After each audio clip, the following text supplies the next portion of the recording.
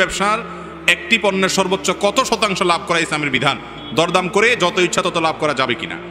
আপনি দোকানদার, আপনার কোনো একটা জিনিস আপনি বিক্রি করবেন 10 টাকার জিনিস, সেটাতে আপনি কি 1 টাকা লাভ করবেন, না 2 টাকা লাভ করবেন, নাকি 5 টাকা লাভ করবেন, এটা একান্ত আপনার এবং ক্রেতা দুইজনের ব্যাপার, অধিকার। এখানে ইসলাম ইন্টারফেয়ার করে না। আপনি যদি অনেক বেশি লাভ করেন আর ক্রেতা যদি জেনে শুনে সেটা রাজি হয়, আপনারা উভয় সম্মত থাকলে ইসলাম সেখানে বাদ সাধে না। কিন্তু একজন দোকানদার বা একজন ব্যবসায়ী তিনি বিশেষ করে কোনো বিপদে ফেলে, ধরেন একজন কাস্টমার সেটার ন্যায্য মূল্য কি জানে না, মার্কেট প্রাইস কি জানে না, এই চান্সটা বুঝে আপনি বেশি করে নিয়ে নিলেন, এটা অবশ্যই একজন মানুষের জন্য অন্যায়, অনৈতিক কাজ। একইভাবে আপনি কোনো আইটেমের ক্রাইসিস আছে মার্কেটে, এই চান্সে আপনি বাড়ায় নিয়ে নিলেন, সেটাও অনৈতিক অন্যায়। কিন্তু শরীয়ত কোনো পার্সেন্টেজ ঠিক করে দেয় না যে এর বেশি লাভ করা যাবে না। এটা ব্যক্তির বিবেকের উপরে ছেড়ে দিয়েছে, সেজন্য জুলুম না করে, অন্যায় না করে, মানুষকে বিপদে ফেলে যেন উপার্জন না করে।